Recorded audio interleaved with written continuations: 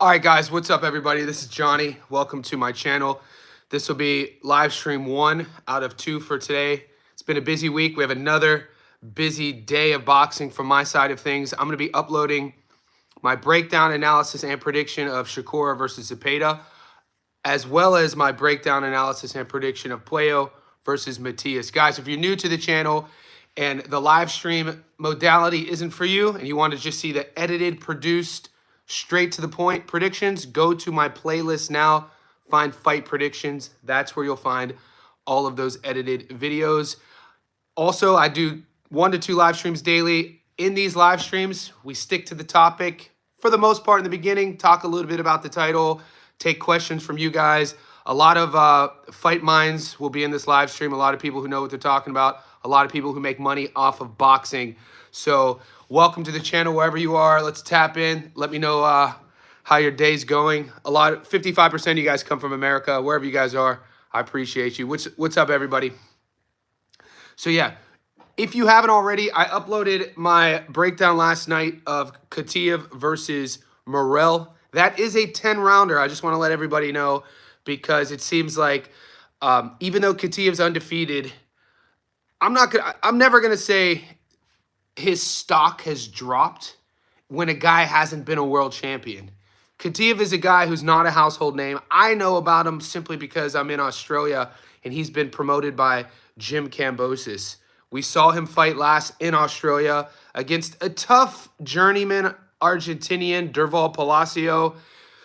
Kativ had Palacio hurt early and couldn't get him out of there. So when I say phrases like his stock has dropped, that's not really what I mean. What I really mean is when you climb the levels and get to the world level, and you got to put David Morell world level, that style of Kativ's, throw everything with one pace, everything has power on it, doesn't move his head, keeps his head on the midline. He literally, against Palacio, was getting tagged mid to later rounds because he was tired and his guard was down. So that works until it doesn't work. I'm really never too high on a guy who isn't defensively sound. And on the other hand, in the contrary for Morell, I say this every now and then, I think we learn more about prospects, contenders, and even champions after they've either been tested or after they lost.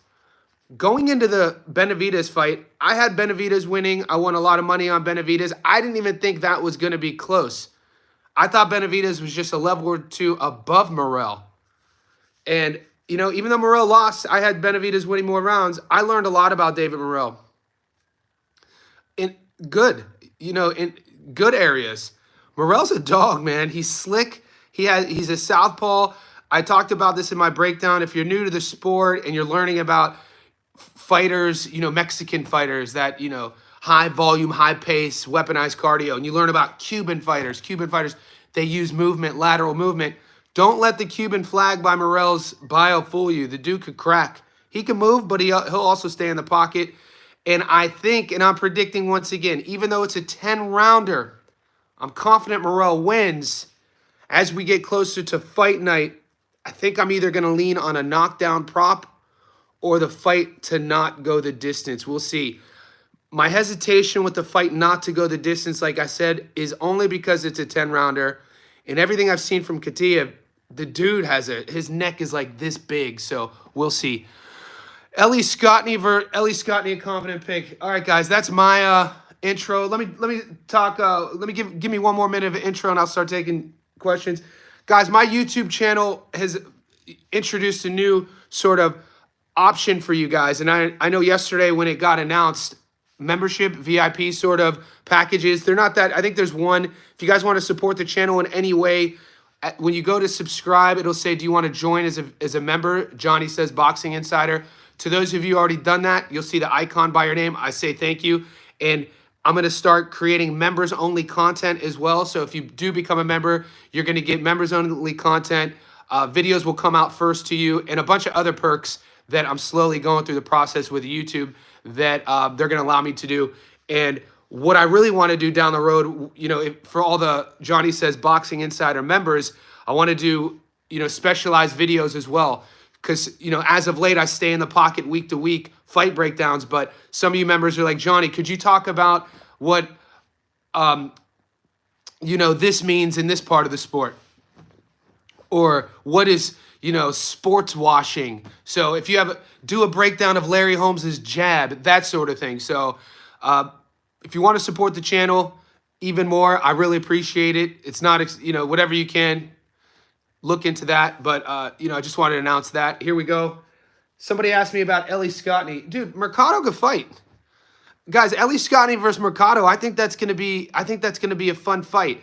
Mercado's a 6-1 underdog. She could fight. Dude, that's a good matchup. These lady fights, and for how much it pains me to say, you got to tip your hat to Jake Paul. You do. And look, for the guy is messing with us. You know what I'm saying? He like, it's hard to explain. I think, you know, in American politics, they talk about Trump derangement syndrome. I think the boxing community has Jake Paul derangement syndrome, because for however much he's been prostituting our sport on his end, he's really given back with the females. And coming from a guy who was raised in a house with 3 sisters and my mom, and my dad raised me from day one, Johnny, don't disrespect your sisters, don't disrespect women, you know, raised me to be, you know, honorable. And so, you know, one of my old roommates was a female UFC fighter. I used to manage a girl boxer. So all that aside, this female card on Netflix that's promoted by Jake Paul, MVP Promotions, mate, you got to tip your hat to the guy. You know, as a promoter, you got to tip, you got to give him his flowers as a promoter. So that's what I'm doing. I'm not going to bet on these lady fights, though. Hello, Johnny. Odds here, Zepeda scoring a knockdown 6-1. I think that is a really good bet.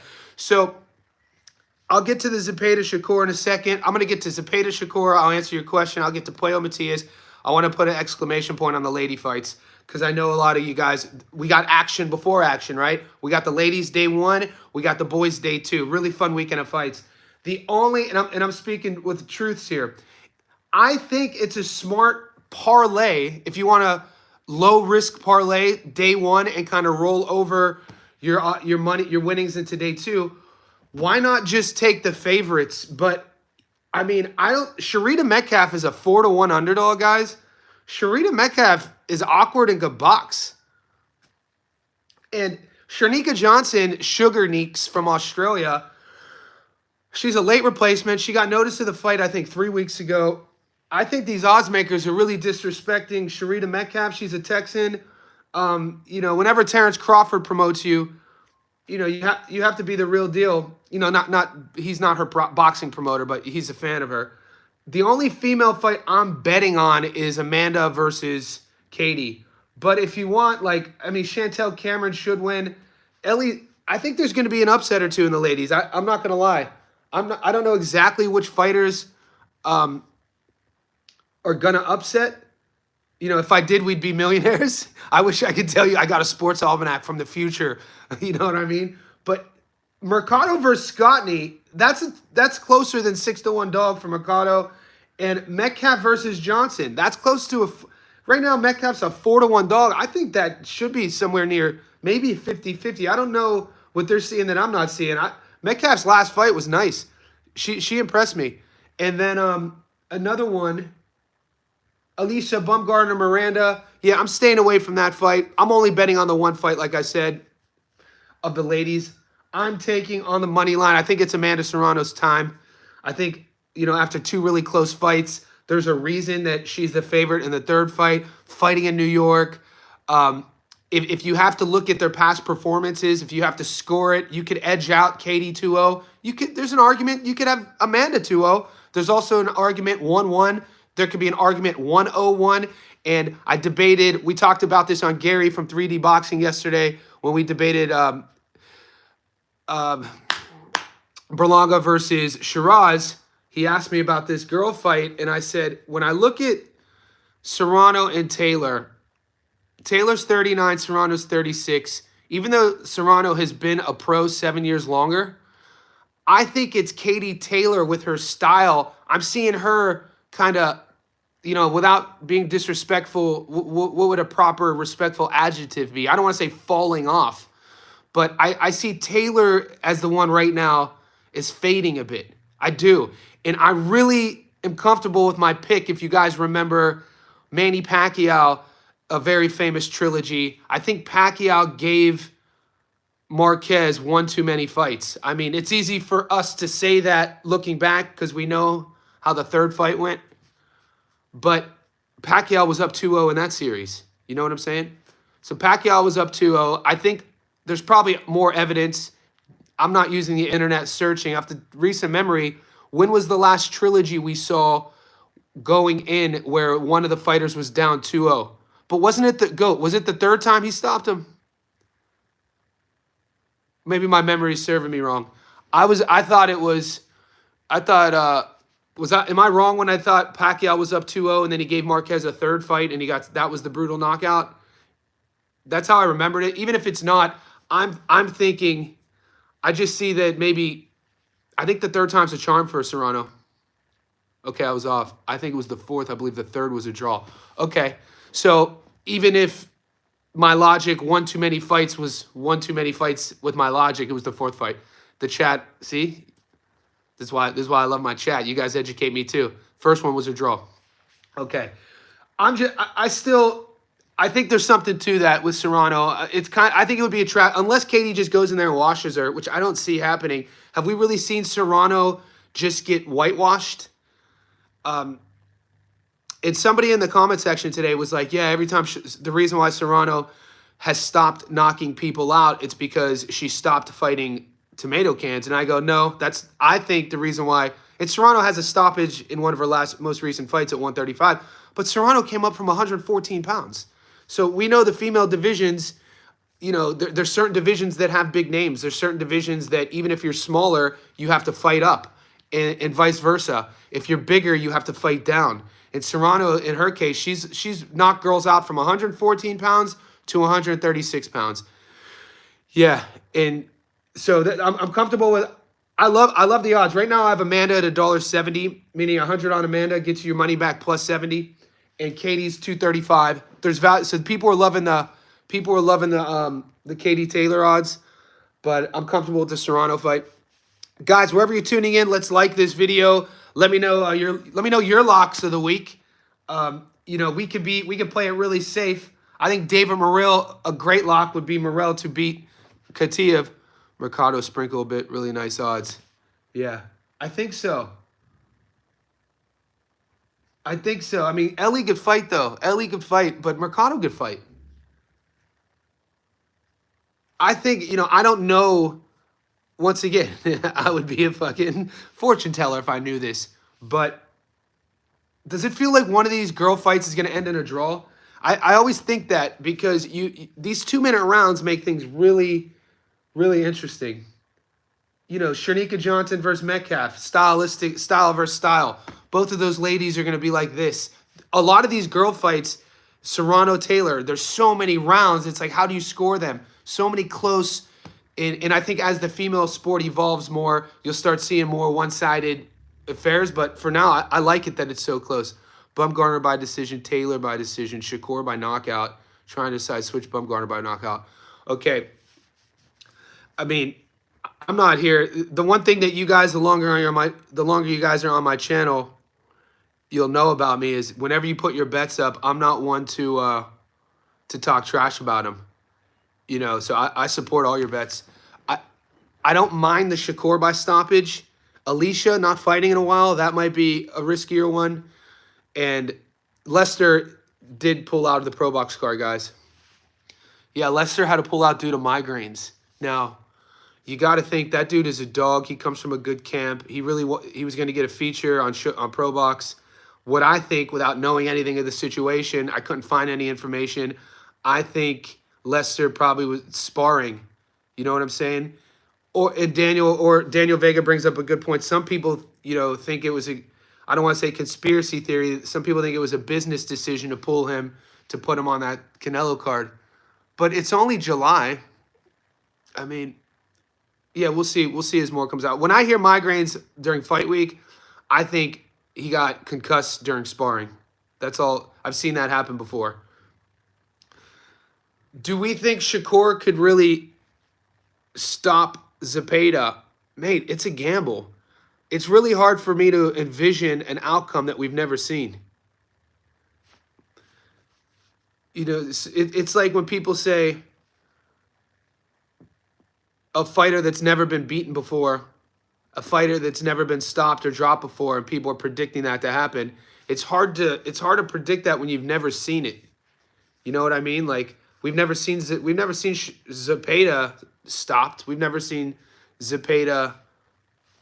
We've never seen him lose. And we could dissect that stylistic matchup. I think it's there. If Shakur is going to stop Zapeda, he's going to have to fight really brave. I could see Shakur. I have Shakur winning the fight. But Zepeda's no pushover either. I think the closer we're going to get to fight night, Valdez. But I mean, Zepeda hasn't. You know what I'm saying? I'm not asking for. I guess my point wasn't to find examples of Shakur stopping guys who had never been stopped. My point was sort of defending Zepeda and defending fighters like where I'm coming from a logical reasoning perspective, and I think it's human nature. It's hard to envision an outcome when we haven't seen it before. Think about, I'm going to take you all the way back outside of boxing. I think his name was Richard Bannister, the famous British runner. I think it was the 4-minute mile somewhere in the 1950s or 60s. You can Google this. But before Bannister, nobody had run a sub 4-minute mile. We had never seen that before. It was hard for us to envision this outcome. The year Bannister broke the world record's first sub 4-minute mile, I think something like 18 people did it right after him, and some of the now high school runners do it. So my point is, it's really hard to envision an outcome that we haven't seen. We've never seen Zapeda stopped. We've never seen him knocked out cold. We've never seen him lose. So I think, you know, the closer we get to fight night, people think that Zapeda is just going to roll over. Yeah, he didn't. People think that Zapeda is just going to roll over. Any thoughts on Marshall and her 2-year layoff? Ring rust. Some fighters like Dominic Cruz in the UFC, he'll say ring rust isn't a thing. I call bullshit. Ring rust is definitely a thing. Just everything from the lights to the dynamics to the physics. You could spar all you want, but it's really tough to recreate the ambiance, the environment, the noises, the walkout, the energy, the adrenaline. So if you want to be safe, a fighter who has coming off a 2-year layoff, I'm not going to bet on that fighter. I expect Savannah to look good.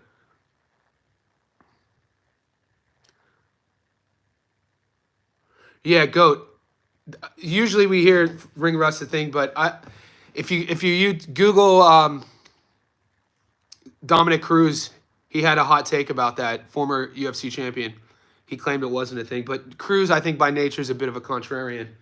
So the parlay on the ladies, and this isn't in stone, but just right off jump, I got the odds here. You know, I got my laptop here. I'm still figuring out. Guys, be patient with me. One day you're going to tune into my live stream and you'll see different software. So you'll be able to see my screen. I'm just learning how to do it. I'm an old head, guys. I grew up with a rotary phone in my house. Dude, I grew up leaving... Dude, social media when I was a kid was who could have the dopest voicemail on your parents' house phone. that was social media. And then the next level was that AIM, instant messenger, who would have the dopest away message. That was like... So my point is, be patient. I am gonna, for now it's here. For now on my Mac, but I'm learning how to screen share. So give me a second. All right, so the ladies, I like, Moneyline. If you take Johnson on the money line, this isn't my lock though. Cameron on the money line, just the favorites. Scottney, Savannah, Alicia, and then Serrano, $2.84. $2.84. 100 gets you money back plus 184, almost 2-1. Yeah. I don't mind that. Are you going to sweat? Yes, you're going to sweat. There's upsets, guys. What have we learned the last 4 weeks in boxing? Think about William Crolla this past weekend. He was $1.04. He lost. We've seen it. I got to be honest with you. It's been 4 weeks, and I only know this because I do the long parlays. whenever Sam Goodman fought Caesar Vodka, I think that was 4.5, maybe 5 weeks ago. I kind of live in a vacuum, so maybe you guys could Google that. But Sam Goodman fought Caesar Vodka on a Wednesday night in Sydney. I was ringside to that fight.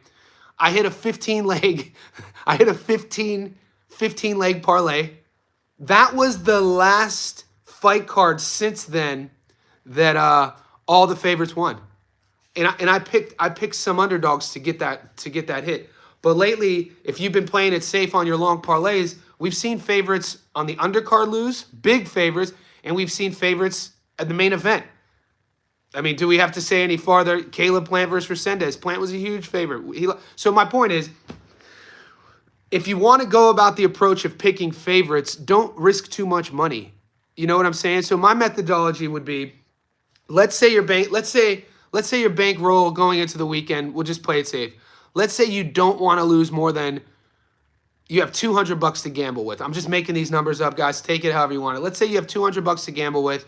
So you have two big fight cards. You have the ladies in New York and you have the men in New York. So what I would do as a system, I would cut your 200 in half. I'd take 100 of the dollars and bet all the favorites. I would bet with 100, half your money, whatever half your money is. Shernika, Chantel, Ellie, Savannah, Alicia, Amanda. If you put half your money on those ladies, you win $284, okay? Then once you win, you still have the other 100. So in your account now, you saved 100, you hit double, so now you have 384. Now we could take more risks going into the men, and we could bet, you could find a prop bet for maybe 3-1, and you could turn that 384 to 1,000. This is how I bet. You know, my numbers will be a bit different because I might be going heavier, but if this is how I play, I call it playing the favorites. So especially if I bet on fights, what I tend to do is I'll take favorites at the beginning of the weekend and see if I could parlay those favorites into winnings, and then I'll go heavier on sort of the main events the next day if we have those options, if that makes sense to you guys. And let's say one of the favorites loses on the girls, you didn't do your whole bankroll. You still have half your bankroll for the next day. So you're kind of hedging yourself. So that's the way I look at it. Yeah, let's talk about Shakur real quick, guys. We have a lot to cover. Shakur versus Zepeda. We should probably talk paths to victory, right? Let's talk both paths to victory. Shakur versus Zepeda. How does Zepeda beat Shakur? I think we all know that answer, right? How does Zepeda beat Shakur? Zepeda drowns him with volume. He pressures him. He puts Shakur on the back foot. He scores more points. Body head, just makes him uncomfortable. I think that is Zepeda's path to victory. I think that's one-dimensional, though. You know what I'm saying? I think Zepeda's style itself, you could wrap up in a bow tie and serve it and be like, hey, this is his style. Similar to Matias. Whenever you have a fighter who's really good at what they do, this is no shade, they're one-dimensional. If you have a fighter who's really good at one thing, Deontay Wilder, one-dimensional. Zepeda, one-dimensional. Matias, one-dimensional. Now, that's not necessarily a bad thing. We've seen fighters, you know, with Hall of Fame careers. They've, you know, my buddy Kelly Pavlik, one-dimensional. He had straight punches, jab, cross, boom, boom. That right hand. It's not a bad thing to be one-dimensional. The thing is, when you have that style against a world-class operator like Shakur, who has different options in the bag, how does Shakur win? Shakur counters Zepeda. I think Shakur fights him on his front foot. I think what I'm predicting is in the very first round, the very first minute, I expect Shakur to fight on his front foot. I think a lot of haters expect Shakur to fight like he fought De Los Santos, but watch how he fought Valdez. Watch how he fought Jamel Herring. Watch how he fought Josh Padley. I'm only saying these names because Shakur is actually a known front foot fighter. I think he reads all the comments. I think he listens to all of his haters. And I think he's going to take, because how do you negate somebody? How do you negate a pressure fighter? You pressure them. Yeah, Zepeda doesn't have that. Zepeda doesn't have the hands, the power. He doesn't have that power element. He has a lot of knockouts, but against lesser opponents. I could see Shakur breaking down Zepeda's body. I could see Shakur stopping Zepeda. I'm serious. I could definitely see him hurting Zepeda to the body. I I'm not quite sure if I'm going to risk that bet yet. Yeah, they're not runners. People who say Shakur is a runner have no idea what they're watching. You know what I'm saying? He's a front dude. Watch how he fights. He's not a runner. I think when you have somebody who's as skilled though as Shakur, people expect things from him. Yeah. I think people, even in Shakur's own camp, I think even Shakur's fan, like when I say camp, the diehards of Shakur, like the ride or dies, what every fighter has. I think people expect so much from Shakur because they know how talented he is. But the thing that is kind of weird is how there's these false narratives that get spread within the boxing community. Like he's a front foot fighter. Watch how he fights. His catch and countering, his backhand, how he can. He's really high level to watch, dude. Staying in that pocket, boom. I just shared James Toney. James Toney is one of my all-time favorite fighters, especially 1991, 92 James Toney, because James Toney fought from 60 all the way to heavyweight. But watch how James Toney fights in the pocket. Watch his, watch how he catch and counters. Watch how he keeps his shoulder here. Shakur, I'm not comparing him to Toney, but some of his speed counters, what he could do in the pocket, how he's comfortable in the strike zone. I see some of that in Shakur. So yeah, let's move on. That's my stance. I'm uploading my breakdown Shakur and Zepeda today. Morell and Puello. I like Morell to beat Kativ, and I like Puello over Matias. There's some interesting matchups, guys. I've noticed as we've gotten closer to the weekend, a lot of you guys are starting to like flirt with the method of victory. And how many Moneyline bettors do we have here? Because traditionally I'm a Moneyline guy, meaning that I've won the biggest amounts I've ever won on the Moneyline. When I get fancy and think I know everything about the sport, but like, this dude's going to knock this dude out, he wins the decision. Or this dude got no pop, he knocks the dude out. So it's only been the last few weeks I've gotten, I'll say, lucky with method of victories. I'll go Josh Kelly's knockout of Flavio Bea put me on a nice little streak of method of victory. It was $1.80 though, nothing to write home about, but 10 grand gets you 8,000 on that. And then I had somebody in Turkey. I had a stoppage, I think, on the co-main.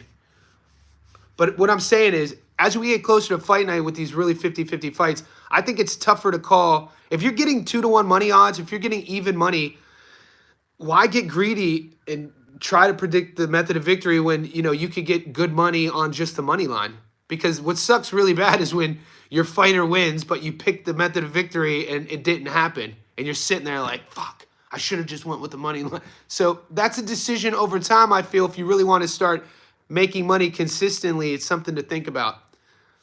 Only thing that worries me is Shakur punching and landing at the top of Zepeda's head. Yeah, so we've seen Shakur win fights, even if he shatters his hands. We've seen him win fights still by scoring. So if you want to be safe, take Shakur. I mean, the money line is only $1.11. Let's see something real quick. So let's say we take Shakur money line, Morell money line, just because the odds really.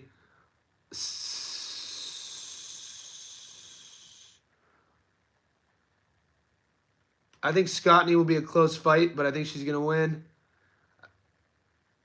And I think Marshall should get the win, even though she's been gone 2 years.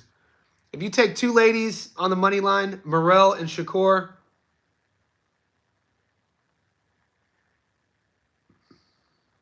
it's $1.70. It's $1.70. My point is, this is why it's called gambling. Morell not winning, he got messed up, Benny. You're crazy, Mel. You think he got messed up against Benavidez? That's why you think he's not winning? I mean, have you ever seen him? Do you know anything about Morell's style? Do you know? Tell me something about Imam Kativ. You said to the guy who said Morell's not going to win. How does Imam Kativ beat Morell? I'm no distance guy. Last I won Catterall you make. Yeah. Yeah, Morell fought well, dude. Like I said in my breakdown that's on my channel, I learned more about Morell through his loss than I did through his wins. I thought it was going to be too much too soon for Morell. I thought that maybe he should have had a fight or two between his fight with Benavidez, but he went right into it. Exactly. Outbox easy Morell. No, that's not what we're talking about, Mel07. We're not saying did he beat Benavidez. We know he lost to Benavidez. You said that he's damaged goods, that he's going to lose to Kativ. That's the conversation, mate. Yeah, Kativ has power. Kativ could crack.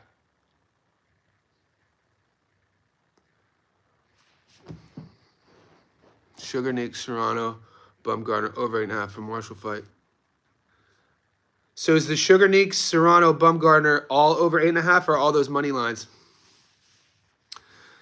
I can't wait for the weekend to be over and you guys show your winnings and we see what won. I mean, it sounds weird, but I think it's going to be those weekends of boxing where somebody's going to obviously get it right. Katia versus Yard would be a war after their fights. It's weird how much hate Anthony Yard is getting from some of the boxing commentators because his fight got announced. Man, Anthony Yard can fight. You know, he kind of...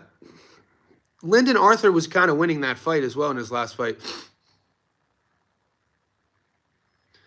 Mel, you're sounding, Mel, no offense, you're sounding like a fanboy, by the way. Your reasoning for Morell losing is strictly based on you saying that Benavidez won 12 rounds, even though we're talking about Morell's upcoming fight. You kind of sound like a fanboy. I'm just saying, don't get offended when I say that. But if you want to defend Morell losing to Kativ, you have to show me how Kativ wins. Do you even know about anything about his opponent?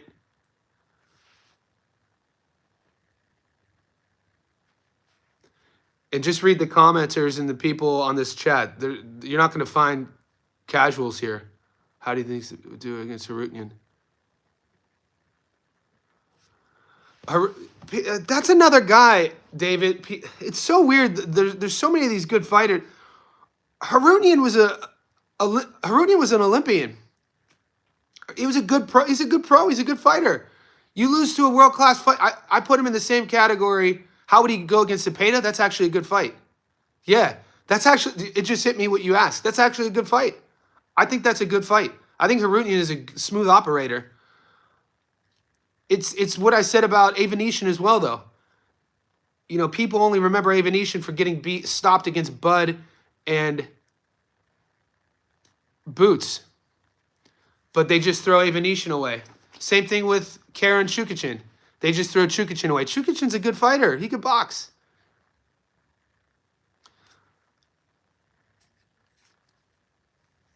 No, Kateev versus Morell is not a 50-50 fight. Kateev's so basic, mate. He's so basic. He does so many things down at amateur level. Dude, he fights with his guard down. Watch his last fight against Derval Palacio. Derval Palacio is a sort of traveling, I don't want to say, he's a little bit, Derval Palacio is a nice sort of journeyman from Argentina who was winning rounds late.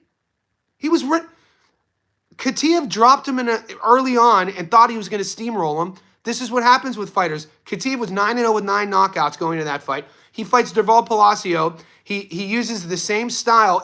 Look, I'm not comparing Kativ to Tim Tszyu, but in how they fight, but in terms of implementing your style as a bully, implementing your aggressive bully style and thinking that that's going to work at the world level without having a plan B, plan C, or plan D, we've already seen Tim have to pay for that. We saw that against Murdo Zylev, and I was really disappointed in seeing Tim's game plan against Joey Spencer because I didn't see much changes in his approach. But Kativ, he got away with it against Palacio, but we always talk about you could get away with a certain style until you can't. He has his hands down. He's gassed out in the 5th round. He's taking clean shots on the head. His power is gone by the 5th round. Morell stops that dude. Even though it's 10 rounds, Morell's going to stop Kativ. Morell's too classy for that. He's too slick of an operator, and he could crack, and he has nice defense, and he's a dog. It's going to be a dangerous fight for the first few rounds. Kativ's super dangerous. What I fully expect Morell to do is use his jab, close the distance, and lean on Kativ as soon as the fight starts. I would lean on him. Cordina won the fight. What are you talking about? They both... What are you talking about? You guys picked Cordina to lose. I picked Cordina to win. You said... Yeah, I mean, he got the victory. The guy he fought, he didn't get the knockout. Okay, I'm not a fortune teller, mate. Kativ trains with better be. You can tell he does. Morell is a beast. They are tripping. Y'all see Johnny's... Bill Haney, what are you talking about? Bill Haney, repeat your question. All right, Mel, I lost. Who cares? Mel's a troll. Mel's salty because he doesn't know boxing. I mentioned this earlier. Shakur never could hurt Harutian. Bill Haney, repeat the question, please. I want to see what you said. The quickest way to get my attention is to say I avoided a question, just so you know. Guys, wherever you're tuning in, we're 36 minutes in. Let's like this video. If you haven't already, hit subscribe. Let me know who you like this weekend. I'm going to keep it on for a while. I have to go back squat here in about an hour and a half. I got a heavy back squat session, doing a 10-8-6-4-2 pyramid program for the next 6 weeks. Stop talking like you know every outcome. Morell not winning. Okay, Mel 07. Okay, Mel, I apologize. Freaking nerd. Stop acting like you know every outcome. Bill Haney, what are we talking about? My concern for Morell's early. Yeah, same. Kativ's going to be dangerous early, for sure. What if Kativ knock out Morell? Yes, of course. I pick, dude, of course. Of course, if Kativ beats Morell, I'll give him props. I picked Kativ to win his last fight against Palacio. Boxing fan. Yep. So, yeah, you guys know your boxing. I love, well, blessings, it's only a 10-rounder. So Morell versus Kativ's only a 10-rounder, blessings. Just that kind of matters. That extra 2 rounds will work, especially with the big hitters. When you watch Kativ, though, he fades. The thing is, he slugs everything in one punch. And Morell, dude, Morell's a goddamn... He's going to make him pay. It's going to be interesting to see the game plan. Like I said, I think Morell is going to fight Kativ's fight early on and lean on him. Here's Bill Haney. Zapeda style is tailor-made. Exactly. It'll be a breeze. It's sneaky business move because of the buzz around. Yeah, I agree with you, Bill. That's what I said. Shakur is going to get the victory. Yeah, Mel 07, if you didn't know, in Australia, we've watched Kativ's career. He fights in Australia. He calls Sydney, Australia home where I live.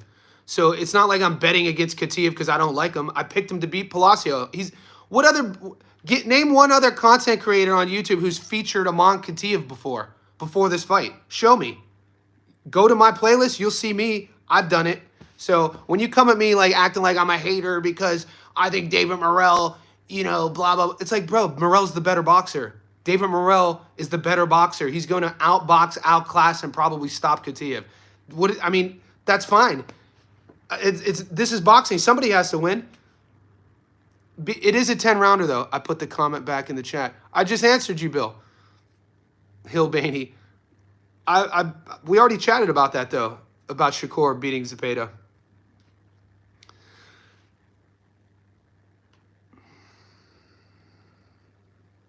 No, Mike Trey's a lot of people don't know about. Kativ, most people basically found it. What do you think fight are going to upset this Friday, Saturday women's fight?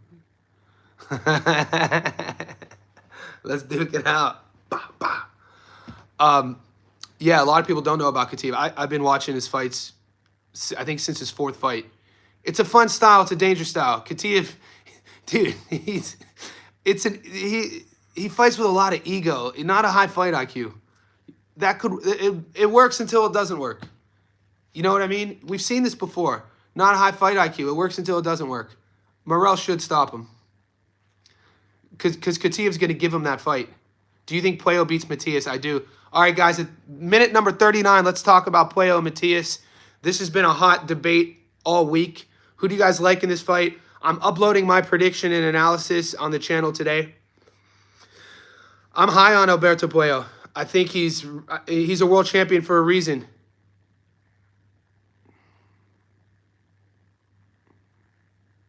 Yeah, I think Matias, you get so some people. Yeah, it's been about 50-50, and it's a 50-50 fight on paper. Right now on the odds, if you go, it's literally all week been 50-50, even on the odds. So the bettors don't know who to put their money on either. Everyone's going heavy, 196, 196. 100 on either guy gets you your money back basically times one. I think if it's going to go the distance, it favors Playo. I don't see Matias winning a decision.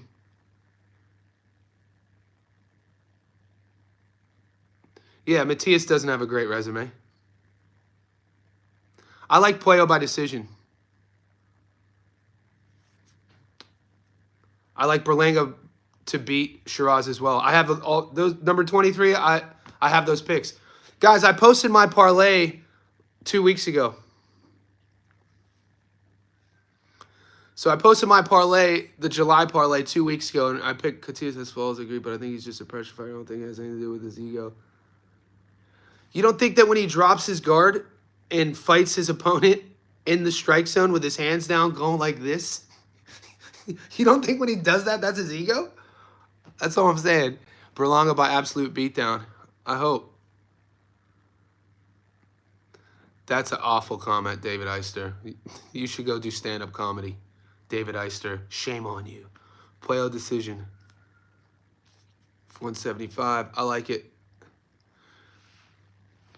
Yeah, I mean, do you think Matias beats GAR? I think GAR stops Matias. Different styles. I think Gary Antoine Russell is the cream of the crop at 140, to be honest with you. Always close. But that shows you he can win close fights, Julius. I mean, that's actually a positive thing in my eyes. You have guys who go win close fights. You have guys who can't win close fights. Think of Sandor Martin. Loses a lot of close fights. Tevin Farmer, before he got stopped, loses close fights. So when I see a guy who wins a lot of close fights, he knows how to win rounds. He knows the optic, that Sandor Martin fight was razor thin. But if you watch the last, we'll say 6 rounds of that fight, literally the last 15 to 20 seconds, Martin, you either say Martin gave those rounds away or you say Playo stole those rounds. And because Playo won, he stole those rounds. He knows how to win rounds. I question Shiraz's mental. As a Johnny has a GR on tour. Said you got Kiki Tour. We'll see, mate. The reason why I'm high on GAR is because, like I told you, I like fighters who are disciplined. I like fighters who have sort of tradition and revelry to like their namesake and that boxing family. I can't wait to see his brother again. The amateur career. I've been watching those guys for like a decade. You know what I'm saying? And it's interesting to see, if you know boxing, if you watch boxing for a while, if you're my age or older, there's been so many guys who've come up through the amateurs that people have predicted to become world champions that they never pan out. We know how tough our sport is. So when people call a world champion a scrub or he's a world champion but he only beats cans, guys, he's a world champion, whoever that may be. So when GAR became a world champion, to me, it was kind of like a testament to his dad. It was a testament to his family. It was a testament to his career. It was a testament to all of his haters and all of his fans. So that's why. I mean, Shiraz, I think, and Kiki Torres, it's just, there's something about his persona. I like the fact he comes from Tulare, a little farming migrant community in California. I spent 7 years in California, Southern California, but used to drive past Tulare, traveling all the time.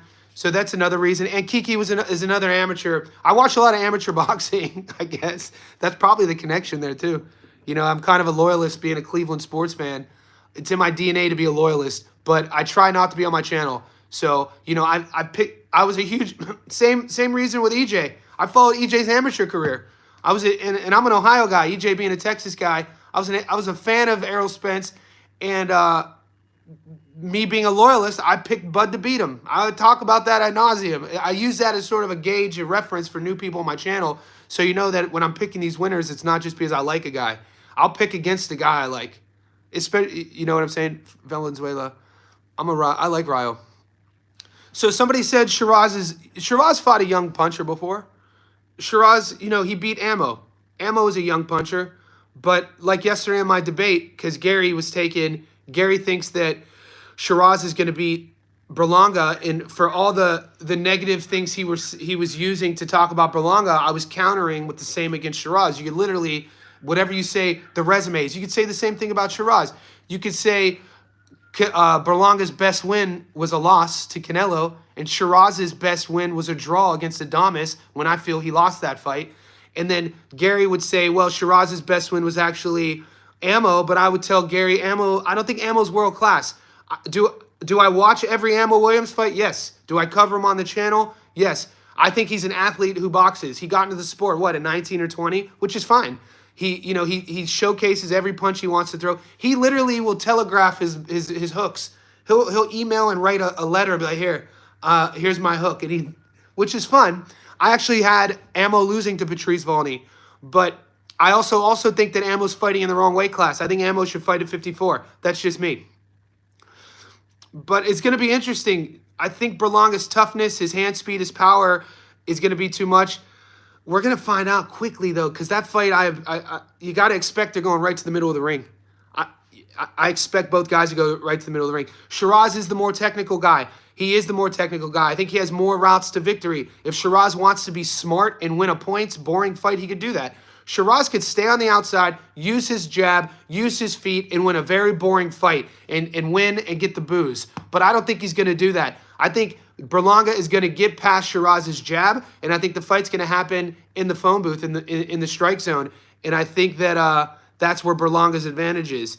I like how Berlanga goes to the body, puts his head on your chest and body up top. And then when you watch all the film I've seen on Shiraz, when you watch his guard in the pocket, when he exits, he gets pretty leaky. He doesn't stay composed. I don't like Shiraz's composure as well in a firefight. We've seen him win, in a firefight. I don't like his body language against Adames.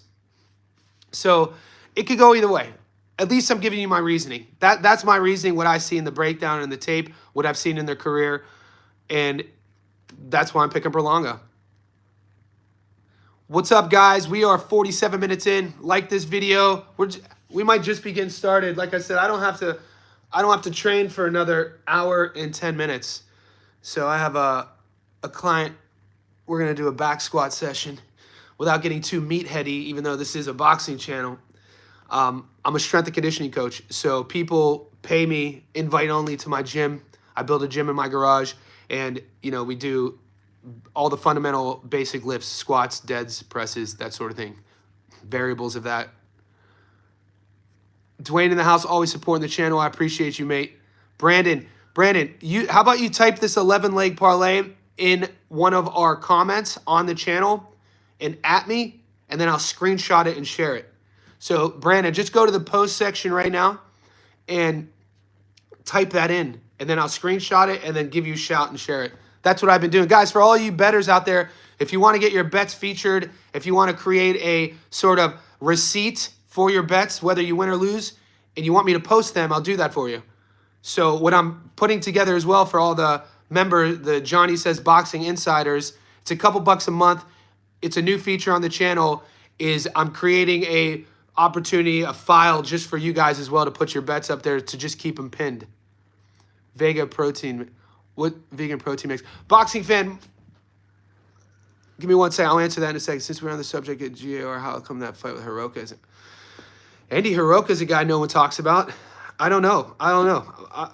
We know that GAR is not, historically the last name Russell, they're not the most active guys in terms of their careers. Do we really see GAR traveling to Japan?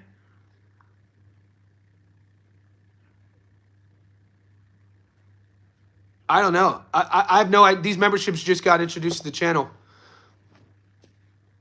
So they're all on you guys. I just found out about this. It's an option. So Andy Hiroka, I have no idea why that fight's not getting made. I don't have those answers. There was a question somebody asked me, though, I wanted to get to about... DJ, if you go to the main page where it says you're subscribed, I think there's an option, VIP Boxing Insider. That's what I'm learning. You guys told me this. I'm going to answer boxing fans' question about vegan protein powder. And just like boxing, guys, I've been a strength coach running my own business as a fitness entrepreneur, meaning that, working for myself, I do online coaching. I have my own gym. I write books. I have 2 published books you can get in the bookstores. My point is, just like boxing, fitness is extremely dogmatic. So meaning that you hear coaches only do this, or coaches will say they speak in absolutes, or you have fitness influencers who have millions of followers, but they've never coached anybody before. So my passion is helping people. The root of everything I do is helping people, coaching, this sort of thing. So my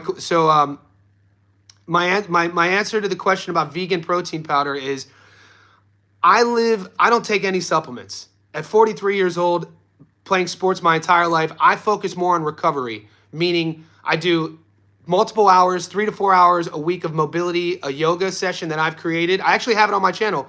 If you guys go to my playlists and find fitness, there's a fitness playlist, and I have my 45-minute yoga mobility session that probably 20% of all my online clients, we live stream that session. And so it's basically a mix of yin yoga and mobility for dudes to open up our shoulders, open up our hips. I just did it this morning. A lot of 2-minute stretches. So that's recovery. I have a dry sauna in my house, so I do extreme dry heat 3 times a week. I do sensory deprivation. It's actually the first book I ever wrote on flow tanks. I wrote that in 2015, the benefits of sensory deprivation.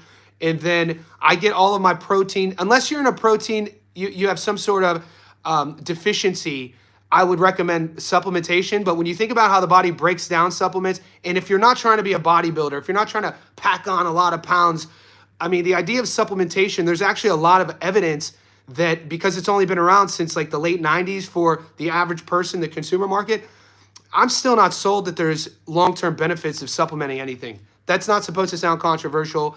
I mean, if you're low in vitamins, that, get out in the sun more. If you're low in, you're in a calorie deficit, eat more nutrient dense foods. I think the issue a lot of people have is when you look at the spectrum of food, it's easily broken down in 3 categories: macronutrients, proteins, fats, and carbohydrates. The issue with a lot of people who are either overweight, lethargic, have a lot less energy, especially men over the age of 40, is if you look at macronutrients as a pie chart and you break it down in percentages, a lot of people are 80-20 the wrong way. A lot of people on their average daily diet are eating 80% carbohydrates. So bullshit processed foods, French fries, anything that's in a package, and only 20% of nutrient dense fats and proteins. You want to actually have 80% daily requirement of fats and proteins and 20% carbs. Guys, I'm a nerd about this shit. I could talk about, like, people always ask me, why don't you do fitness? I keep fitness to my clients one-on-one, but if you guys ever have any questions or want help, just send me an email. Okay, what fight? I think he wanted to go through that fight. David, could you repeat the question? I was on a bit of a rant. Samson. I don't take TRT. Yeah, right.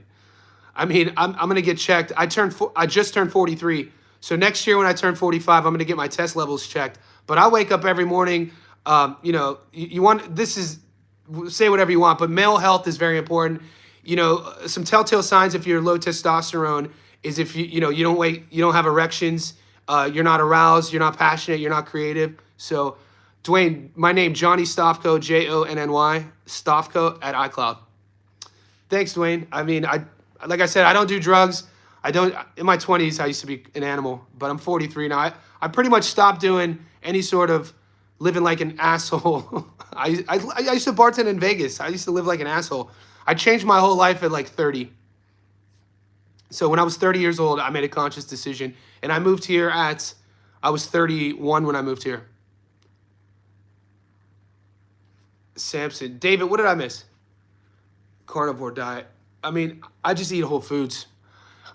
Send me an email.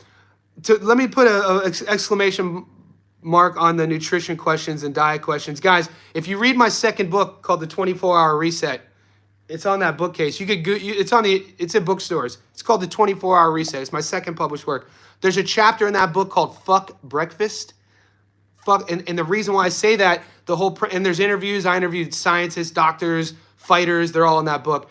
But the whole chapter, Fuck Breakfast, to answer your question about the carnivore diet, is that we've been, I think, brainwashed. We've been told to what we eat. And so a lot of people live their lives like, I have to eat this diet, or I have to eat 3 meals a day, or I have to eat 4 meals a day. I don't call anything a diet. So I would just eat. What I do is eat in a time frame. I wake up at X amount. I wake up at this time, 5 a.m. I go to bed at this time. And within that range, I eat high quality foods. So, nothing in a package, nothing in a wrapper. If you have to read it, so if you have to open up food, if you have to read it, don't eat it. That's the simplest way to do it. Yeah, I don't eat cereal. I don't eat anything out of packages. So like, if you're opening up your food, it's not real food. So I don't use my microwave. Everything I cook, I make. I don't use Uber Eats. If I go to a restaurant, it's because my girl, which, you got to take care of home. My girlfriend's my best friend. I don't talk about her on the channel, but yeah.